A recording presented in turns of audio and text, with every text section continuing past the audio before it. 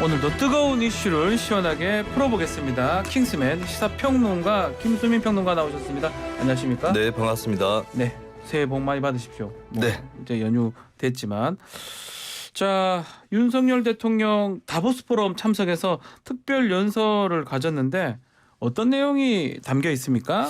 네, 가장 시급한 것은 호혜적 연대를 바탕으로 한 공급망의 복원력 강화라는 구절이 핵심 문장이었던 것 같고요. 네. 이 공급망의 강화는 자유와 연대라는 정신을 바탕으로 해서 풀어나가야 할 것이다. 또 한국은 글로벌 공급망의 핵심 파트너가 될 것이다. 이렇게 강조를 했습니다. 또 기후위기 극복이라든지 에너지 안보의 강화, 또 원자력 발전과 청정수소에 주목한다. 네. 이런 구절들도 들어갔습니다. 자, 근데 지금 대통령 원전 추가 건설하면서 이 발언 관련해서 대통령실이 이것을 정정하는 또 혼선도 있었네요. 네, 그렇습니다. 원전을 확대한다라고 네. 언급을 했기 때문에 그러면 원전을 새로 지어야 될 것 아니냐 아하. 이런 관측이 나왔던 것인데 근데 사실 그 윤석열 대통령 대선 후보 공약 때부터 지금까지 그러니까 짓다가 만 원전을 마저 돌린다는 것은 있었지만 새로 부지를 잡아서 뭐 추가로 짓는 건 없었던 것 같아요. 그게 없다라는 입장이었거든요. 네. 그래서 대통령실 관계자들은 이제 추가 건설은 신규 건설이 예정돼 있는 신한울 3, 4, 5기를 지칭하는 것으로 보인다라고 아하. 밝혔는데 근데 이 부분은 결국에는 어느 쪽으로든 답을 내려야 될 거예요. 왜냐하면 윤석열 정부가 에너지 계획을 새로 세우면서 네. 원전 비중을 예전보다 대폭 확대하는 쪽으로 가닥을 잡았는데 신규 원전 건설은 없다. 그럼 어떻게 확대를 할 것이냐. 예, 그 부분은 앞으로 이제 또 숙제로 풀어야 될 것으로 남습니다. 자, 또 아랍에미리트 적 이란 이 대통령 발언 관련해서 대통령실 입장도 나왔는데 이란 측에 오해가 있었던 것 같다 이렇게 얘기를 했네요. 네, 일단 오해가 풀린다면 정상화가 신속히 이루어지지 않을까라고 네. 하는 입장을 현지 지금 스위스에 가 있는 대통령실 관계자가 전해 왔고요. 계속해서 나오는 얘기는 당시에 아크 부대 장병들을 격려하기 위한 네. 취지에서 나온 얘기다.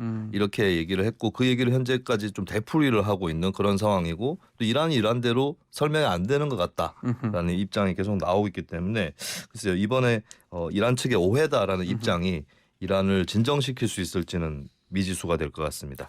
자, 이게 오해인지 또 금방 풀릴 수 있는 문제인지 봐야 되는데 어제 해운협회가 호르무즈 해협 일대를 지나는 선박들에게 안전에 각별히 주의하라 이런 공문을 보냈네요. 호르무즈 해협은 이란 앞에 있는 그 바다잖아요. 그렇습니다. 호르무즈 해협 쪽에 한국이 또 파병을 한 적도 있었죠. 네. 한국해운협회에서 전 회원사 대표이사를 상대로 해서 공문을 보냈습니다. 페르시아만 및 호르무즈 해협 통항 주의 당부. 네, 사실 이 해협으로 한국 배들도 많이 다니고 이 원유를 수입하는 그 주요 통로가 되고 있는데 네. 양국 간에 좀 긴장이 흐르고 있는 그런 상황이기 때문에 예전에도 또 선박이 납포되는 일이 있었습니다.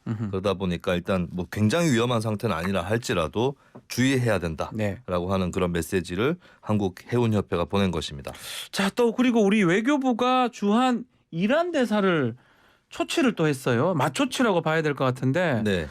이게 좀 냉기류라고 봐야 됩니까? 어떻게 봐야 됩니까? 일단은 외교부에서 밝힌 거는 예. 그 이란 대사를 초치해서 항의를 했다기보다는 입장을 설명한 것이다. 아하. 예, 그 아크 부대에서의 윤 대통령의 문제의 발언이 장병들에 대한 격려 차원이었다. 이란의 국제 관계와는 전혀 무관하다.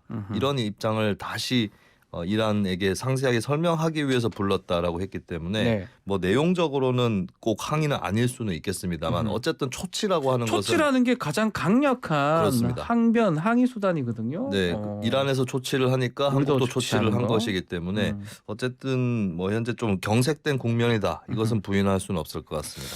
자, 한편 김건희 여사 행보 눈에 띄는데요. 다보스 포럼에서 세계 예술인들을 만났네요. 네, 여러분과 같은 예술가들은 세상을 바꾸는 혁명가라고 생각한다. 혁명과. 라면서 경의를 표하는 그런 발언을 하기도 했고요. 그리고 이제 클라우스 슈밥 WEF 회장의 배우자인 힐데 여사라는 사람이 있는데 다보스 포럼에 방문한 김건희 영부인을 위해서 준비한 배우자 프로그램에서 이렇게 참석을 해서 발언을 했다라고 전해졌습니다. 예, 알겠습니다. 자, 윤석열 대통령 이제 순방이 끝나고 내일 귀국을 하게 됩니다. 자, 뭐 귀국하게 되면 좀 국내 정치 상황 중에서는 나경원 전 의원 이야기가 하지 않을 수가 없는데 오늘 중으로 입장을 정리해서 발표를 할 것이다.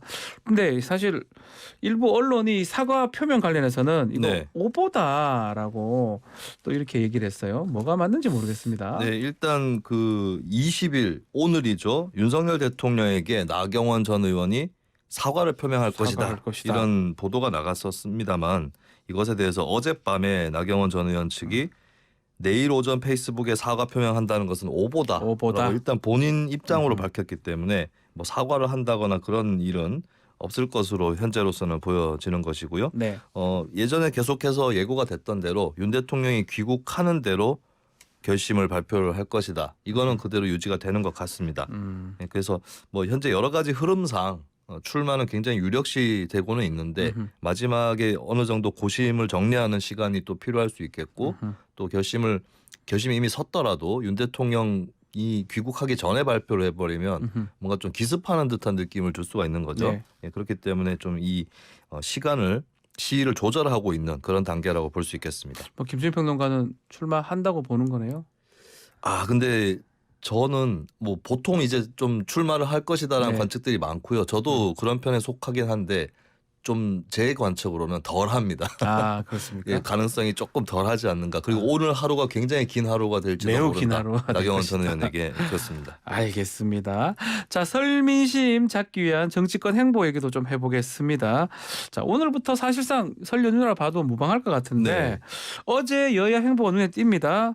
국민의힘은 호남을 갔고요. 민주당은 북쪽 군부대를 갔습니다. 네, 그렇습니다. 국민의힘 같은 경우는 서진 정책이라고 표현을 네. 하면서 지난 대선 때도 호남에서 높은 득표율을 받아보겠다 이런 자세를 보였었는데요. 예, 그러면서 이제 호남 민심 공략을 위해서 광주, 나주 네. 이런 지역들을 국민의힘 지도부가 방문을 하고 있습니다. 또 국민의힘 소속으로서 그 해당 지역들 인근 지역 이런 데서 활동을 했었던 주기환 전 광주시장 후보라든지 이정현 전 전남도지사 후보들의 모습도 보였었고요. 네. 그리고 민주당은 북쪽으로 향했습니다. 북쪽에 민주당 군부대. 이재명 대표는 파주에 있는 방공부대를 방문했거든요. 예. 이 어느 정도 의도가 엿보인다고 볼 수 있겠는데 이 부대는 북한 무인기 항적을 이번에 처음으로 포착했던 아하. 부대입니다. 네. 그렇기 때문에 사실 어떻게 보면은 뭐 소위 얘기하는 한국의 보수 정치 진영 입장에서는 안보는 보수지라고 하는 게 있지 않습니까? 네. 그런데 이제 이재명 대표 쪽에서 민주당도 안보를 챙긴다, 더 챙긴다. 그리고 이번에 오히려 윤석열 정부에서 안보에 구멍이 생기지 않았느냐라고 하는 메시지를 전하기 위한 전략이 아닐까 아하. 이렇게 분석이 됩니다. 자, 근데 이 당권 후보자들이 다 호남을 봤는데 그들은 가지 않았어요. 호남보다는 일단은 당원 비중이 높은 영남으로 갔던 것 같은데요. 네, 예를 들어서 국민의힘 전당대회 룰이 네. 당원 수를 떠나서 각 지역의 국민 인구 수를 따져가지고 그만큼을 투표권을 부여한다. 이러면 좀 다를 수 있겠습니다만 그렇죠. 그건 아니기 때문에 아무래도 당원 비중이 높은 영남 쪽으로 일단 우선순위를 정해서 주자들이 공략을 하고 있고요. 네. 안철수 의원은 대구 서문시장을 들렀습니다. 그리고 윤상현 의원과 조경태 의원은 경상남도 쪽을 이 순방 지역으로 택했습니다. 네. 자, 설 연휴 앞두고 지금 정치권 밥상 민심 경쟁이 벌어지고 있는데요. 자, 이재명 대표는 설 이후에 28일 검찰에 나가겠다라고 얘기를 했는데 문제는 검찰하고 뭔가 혼선이 있는 것 같아요. 얘기가 좀 다른 것 같기도 하고요. 네, 이게 처음에 검찰에서 그 소환 통보가 나갔다라고 네. 보도가 됐는데 뭐 민주당 측에서는 우리가 알기 전에 이미 언론에 보도가 나왔고 검찰의 언론 플레이 아니냐라고 이미 민감해 있던 그런 상황이었습니다. 그리고 네. 검찰은 검찰대로 거기에 대해서 어떤 구체적인 자세한 반박은 하지 않았고 말을 좀 아끼는 모습을 그때는 보였었는데요. 네, 그러다 보니까 이 소환 통보 날짜를 두고도 혼선이 벌어지고 이제 뭐 서로 간에 뭐 그렇게 조율이 되지 않았다 이런 주장들이 또 오고 가고 있습니다. 자, 그러면 이 검찰 입장에서는 지금 시간도 지금 안 맞다 하지만 한 번 정도 조사해서는 안 되고 2차례 이상 조사를 해야 된다 이런 입장인 거죠. 네, 그렇습니다. 처음에 그 소환 통보가 나갔었던 그때 네. 언론 보도 내용을 비춰보더라도 뭐 28일과 30일, 뭐 2월 2일과 3일 이런 식으로 두 번의 날짜가 제시가 됐기 때문에 네. 두 번 소환을 할 가능성이 상당히 높습니다. 자, 김성태 전 쌍방울 회장 결국 구속은 됐습니다. 네, 그렇습니다. 일단 그 김성태 회장 같은 경우는 체포영장 발부를 하고 이제 48시간 내에 조사를 마쳤어야 되는데요. 네. 일단 조사 내용은 확실하게 알 수는 없지만 도주라든지 증거인멸의 우려 이런 것들은 인정이 되면서 이미 뭐 도망을 갔기 때문에 네, 그죠? 그렇습니다. 예, 그런 과정에서 또 결국에 법원에서 영장 발부의 필요성을 인정을 했습니다. 네, 같이 양성일 현 쌍방울 그룹 회장도 같이 구속이 됐습니다. 자, 다음은 정호연 전 병원장, 그러니까 보건복지부 장관 후보자였던 네. 병원장 얘기인데요. 이 결국 낙마하면서 당시 불거졌던 자녀 입시 특혜 의혹 이 부분에 대해서 결정이 좀 났네요. 네. 불송치 결정이 났어요. 네, 뭐 전부에 대해서 불송치가 네. 난 건 아닌데요. 자녀들 입시 특혜 의혹에 대해서는 불송치 결정이 내려졌습니다. 그동안에 이 입시를 담당했던 교수들의 휴대전화라든지 이런 부분들을 압수수색을 경찰에서 했었는데 현재 결론을 보면은 이 정 씨와 교수들이 아는 사이는 맞지만 사적인 대화를 나눈 적은 없는 것으로 확인이 돼서 거기에 걸맞는 증거가 없다. 이렇게 되면서 무혐의 취지에서 불송치 결정이 내려졌습니다. 결국은 아빠 찬스가 없었다는 결론으로 봐야 되는데 그 당시에 논란이 됐던 그 정 후보자 외유성 출장 의혹 네. 이것도 무혐의 판단이 나왔네요. 네. 병원장이던 2018년에 일주일 동안 미국 출장을 다녀오면서 본래 출장 목적과 다르게 네. 골프 크루즈 투어 등의 일정을 채웠다라는 의혹이었었는데요. 이 경비가 어떻게 쓰여졌는지 경찰이 확인을 했는데 네. 여비 관련 규정에 따라서 정상 지급이 됐고 지출 과정에는 문제가 없는 것으로 파악을 하면서 이 부분도 무혐의 판단을 내렸습니다. 결국 이제 경찰이 조사를 해서 문제를 삼은 부분은 농지법 위반 혐의입니다. 이것을 바탕으로 검찰이 막 불구속 송치를 한 상황인데 농지법 이거만 지금 걸린 그런 거라고 보면 되는 겁니까? 네, 일단 농지법 위반 혐의 내용을 보면은 정 전 원장이 경북 구미시에 네. 논과 밭을 소유를 했는데 실제로는 농사를 짓지 않으면서 농지를 소유한 혐의거든요. 그렇죠. 한국의 헌법에도 나와 있는 경자유전의 법칙이 있는 것이죠. 예, 이것을 이제 농지법 위반을 했다라고 경찰은 판단을 했는데 이게 어느 정도의 형량이 나오는 범죄인지 좀 궁금합니다. 실형이 나오는 경우는 거의 네네. 없다고.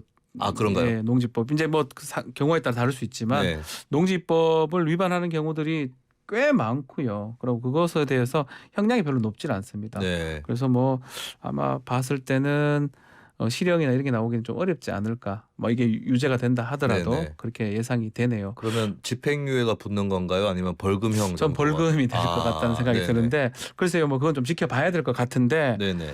결국 그러다 보니까 그 많은 논란 중에 결국은 어쩌면 가장 약해 보이는 네. 농지법 정도만 지금 올라간 상황이거든요. 네, 그렇습니다. 이거 혹시 또 이거 봐주려고 하는 거 아니냐 이런 네. 얘기가 나올 수도 있을 것 같아요. 네, 그리고 입시 문제 같은 경우는 예. 이제 의혹이 계속 불거졌었고 어떻게 이런 결과가 나올 수 있을까 이런 의구심이 컸기 때문에 뭐 만약에 경찰이 이번에 면밀하게 조사를 한 거라고 할지라도 네.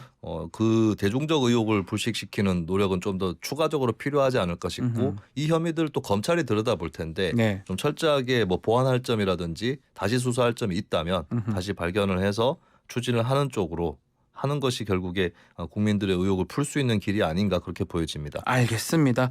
자, 이제 오늘부터 본격적인 설 연휴가 시작된다고 봐도 무방한데 네. 우리 김수인 평론가는 내려가십니까? 저는 고향에는 가지는 못합니다. 경북 구미잖아요. 네네. 예. 뭐 별다른 다른 이유가 있나요?